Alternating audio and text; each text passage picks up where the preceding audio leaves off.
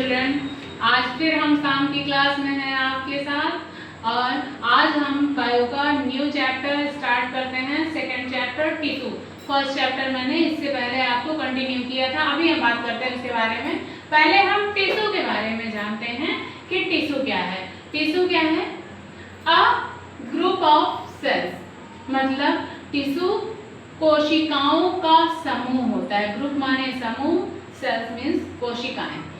क्योंकि आप भी जानते हैं कि इससे पहले वाले चैप्टर में भी हमने पढ़ाया है कि अकेली सेल, कोई एक अकेली कोशिका किसी भी फंक्शन को नहीं कर सकती है।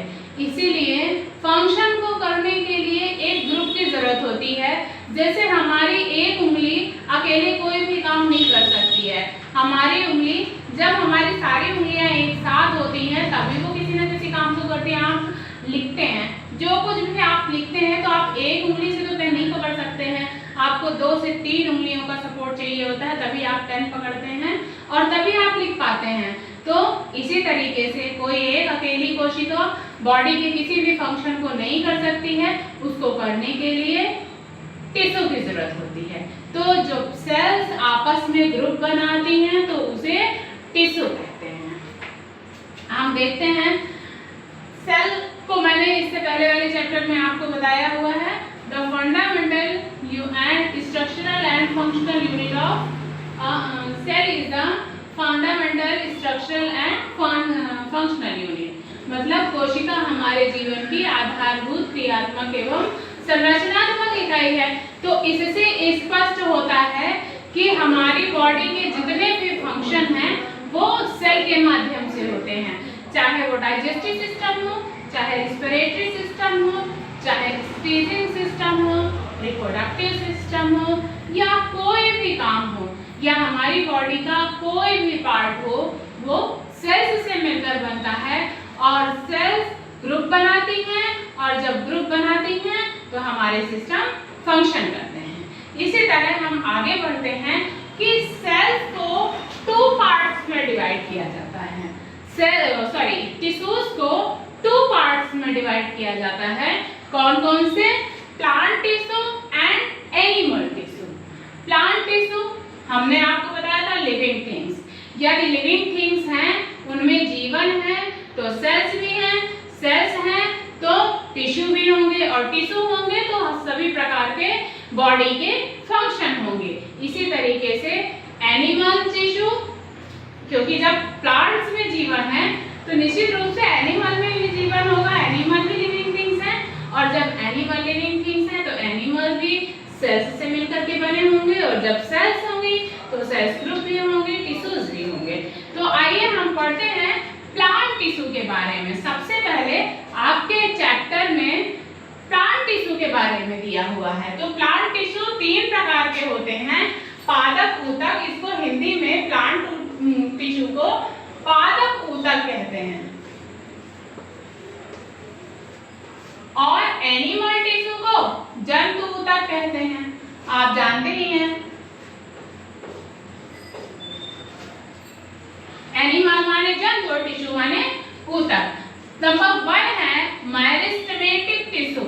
मेरिस्टेमेटिक टिश्यू को हिंदी में विभज्योतक ऊतक कहते हैं। विभज्योतक ऊतक।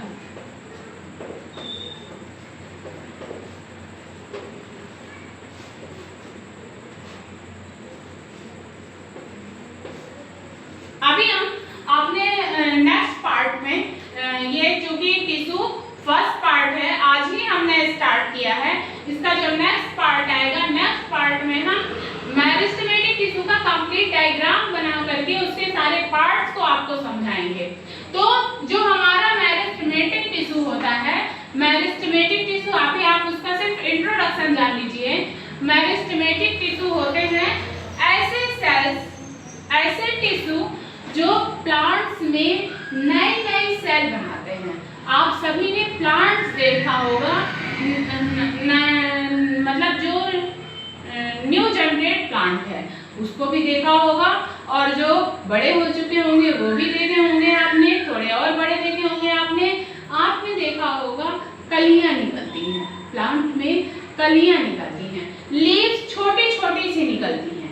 तो जो छोटी छोटी सी लीव्स निकलती हैं, मतलब जो नई नन्ही नन्ही जो सेल्स निकलती हैं, उन सेल्स को हम मेरिस्टेमेटिक टिश्यू कहते हैं। या हम ये कह सकते हैं कि जो प्लांट में जो ग्रोथ होती है, जो न्यू टिश्यूज होते हैं, जो नई नई सेल्स को बनाते हैं, जो कली को बनाते हैं, लीफ को बनाते हैं और आगे बढ़ते जाते हैं, बिल्कुल न्यू दिखते हैं। प्लांट में हमें जो प्लांट का जो पार्ट हमें बिल्कुल न्यू दिखता है, 1 2 दिन 4 दिन के डिफरेंस में दिखता है, उसे हम मेरिस्टेमेटिक टिश्यू कहते हैं। मेरिस्टेमेटिक टिश्यू के माध्यम से वो नए नई शाखाएं निकलती जाती हैं और वो पीछे चल के मजबूत होता जाता है। जब पीछे चल के मजबूत होता जाता है तो स्ट्रॉन्ग प्लांट बनता जाता है, एक मजबूत प्लांट बनता जाता है, मजबूत पौधा बनता जाता है।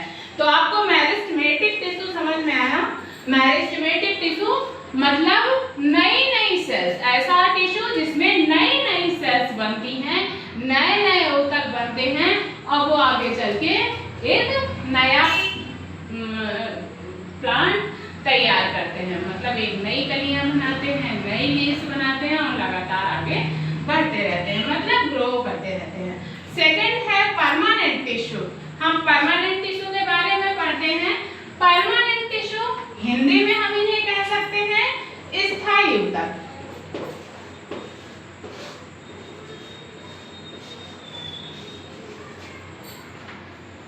स्थायी ऊतक क्या होते हैं? मतलब जो ऐसे ऊतक जो पौधों को मजबूती प्रदान करते हैं, दृढ़ता प्रदान करते हैं, प्लांट को स्ट्रॉन्ग बनाते हैं। और इन्हीं के अंदर ऐसे भी टिश्यू होते हैं जो प्लांट में वैस्कुलर वेंडल का काम करते हैं। वैस्कुलर वेंडल वर्ड आपने इससे पहले की क्लासेस में भी पढ़ा होगा। वैस्कुलर वेंडल को हिंदी में संवहन ऊतक कहते हैं। और संवहन को हम ये कह सकते हैं, संवहन मीन्स ऊपर से नीचे तक कंप्लीट सब्सटेंस का, पदार्थों का पहुंचना। संवहन मतलब होता है, संवहन ऊतक का क्या काम होता है? जो ऊपर से नीचे तक विभिन्न प्रकार के मिनरल्स एंड वाटर्स को पहुंचाने का वर्क करते हैं। तो हम पहले परमानेंट टिश्यू की बात करते हैं, बाद में हम संवहन ऊतक के बारे में आपको बताते हैं। तो जो हमारा परमानेंट टिश्यू है, तो परमानेंट टिश्यू भी हमारे 3 प्रकार के होते हैं, 2 प्रकार के होते हैं। परमानेंट टिश्यू हमारे 2 प्रकार के होते हैं। एक होता है सिंपल टिश्यू एंड दूसरा होता है कॉम्प्लेक्स टिश्यू। सिंपल टिश्यू में क्या होते हैं? सिंपल टिश्यू में ऐसे टिश्यूज आते हैं जो प्लांट्स को मजबूती प्रदान करते हैं, मतलब प्लांट्स को मजबूत करते हैं। उसकी जो लकड़ियां हैं, बाहर का जो पार्ट्स है, जो अंदर के जो पार्ट्स हैं, स्टेम है, लीव्स हैं, उनको मजबूती प्रदान करते हैं, स्ट्रॉन्ग बनाते हैं।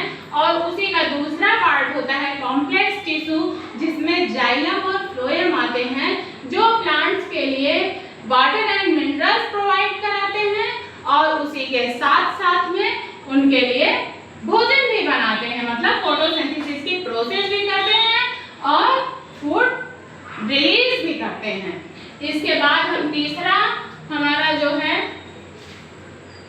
प्रोटेक्टिव टिश्यू, आपने मतलब तुरंत पहचान लिया होगा। प्रोटेक्टिव टिश्यू नाम से ही स्पष्ट होता है, प्रोटेक्ट रक्षा करने वाला, रक्षी ऊतक, इसको हम रक्षी ऊतक के नाम से जानते हैं। प्रोटेक्टिव टिश्यू क्या है? रक्षी ऊतक, जो हमारी रक्षा करे, लेकिन ये प्लांट्स में है, इसलिए इसको हम क्या कहेंगे? एपिडर्मिस के नाम से भी जानते हैं। प्रोटेक्टिव टिश्यू को हम एपिडर्मिस के नाम से जानते हैं। एपिडर्मिस क्या होता है? हम आपको अभी हम इसका इंट्रोडक्शन कराते हैं, नेक्स्ट पार्ट में हम आपको प्रोटेक्टिव टिश्यू के बारे में कंप्लीट समझाएंगे। प्रोटेक्टिव टिश्यू जो प्लांट्स की, पौधे की जो छाल होती है, उसका जो सबसे ऊपरी भाग होता है, उसे हम एपिडर्मिस के नाम से जानते हैं और वही प्रोटेक्टिव टिश्यू है। उसमें क्या होता है? वैक्स की लेयर होती है। तो जो वैक्स की लेयर होती है वो नमी को बाहर जाने से रोकती है और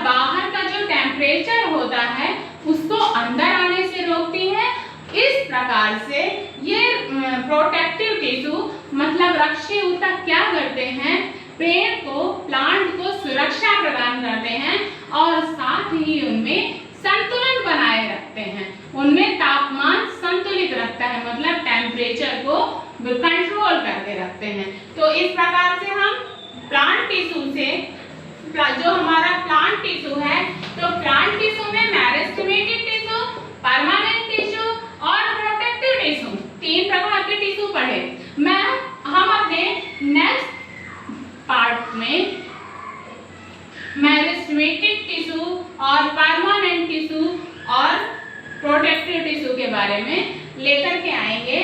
आपने इससे पहले मतलब यदि आपको सेल के बारे में जानना है, सेल ऑर्गेनेल्स के बारे में जानना है, तो आप इससे पहले वाला चैप्टर देख सकते हैं, क्योंकि मैंने उस चैप्टर को कंप्लीट सीरीज के साथ में 4 पार्ट बना करके डाले हुए हैं और डिस्क्रिप्शन पर उसके नोट्स भी डाले हुए हैं। इस वजह से आप उसे देख सकते हैं, पढ़ सकते हैं और अपने कमेंट्स मुझे भेज सकते हैं। इसी प्रकार से इस चैप्टर में भी यदि आपको इसमें कोई प्रॉब्लम आती है तो आप मुझे बता सकते हैं, कमेंट कर सकते हैं। और इसी के साथ हम अगले वीडियो के साथ फिर से मिलेंगे।